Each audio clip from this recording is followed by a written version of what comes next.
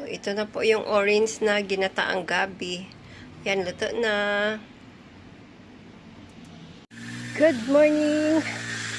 Pagkuha tayo, guys, orange na gabi. Saka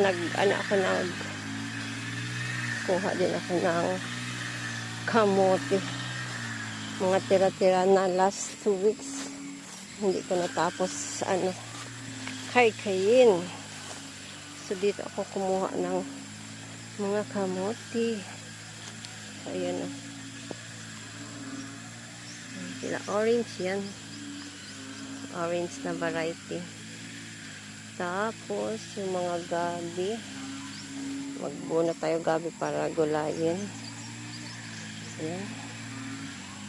Ito kamote. Pala tayo ng orange na gabi. Ito yung sinasabi ko sa inyo. Maliit lang siya. Maliit lang yung puno niya.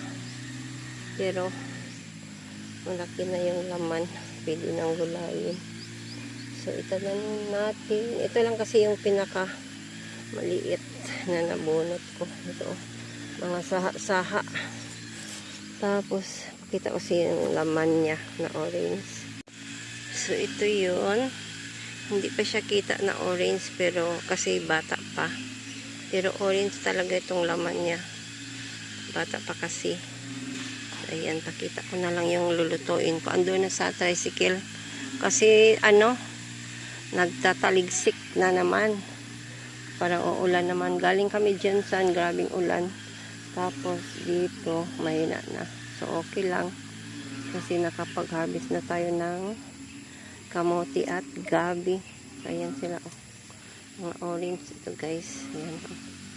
Orange yan. Yung laman niya. Orange saka violet ang natira. Diyan ko lang tonight, guys. So, meron pa tayo dyan, medyo madamo. So, need natin ipamawer saka kaykayin bago kaykayin. Yan dyan. Kamote yan. So, yan dyan. So, meron ako bagong tanim. Ayan may gabi pa libot. Tapos ayan kamote yan, bagong tanim. Papunta doon.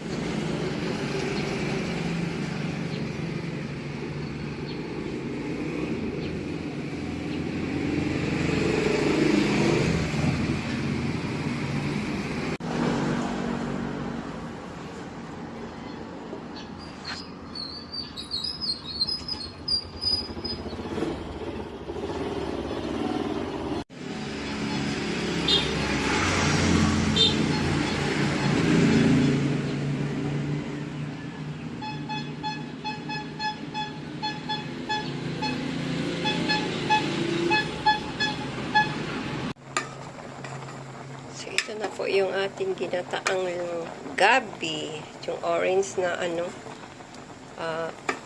laman. Sana yun.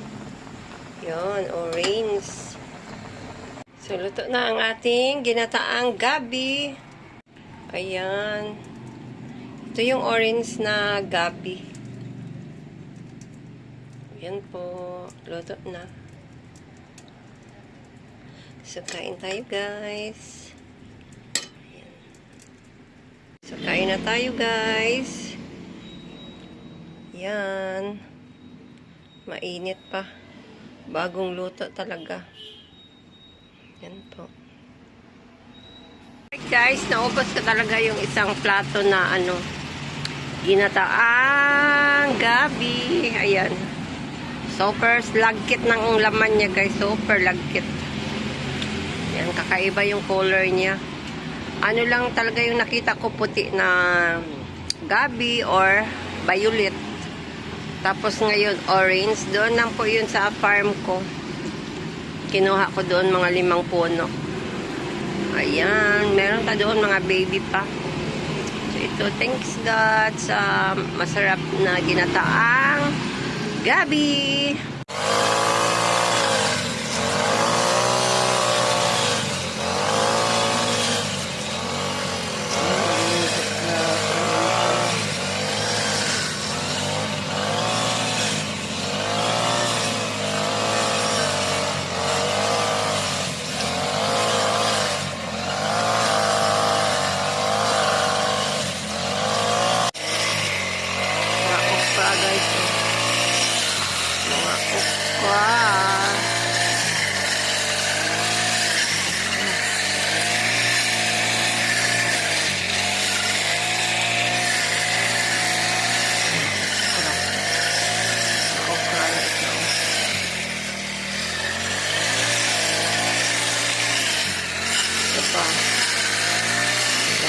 Bulaklak.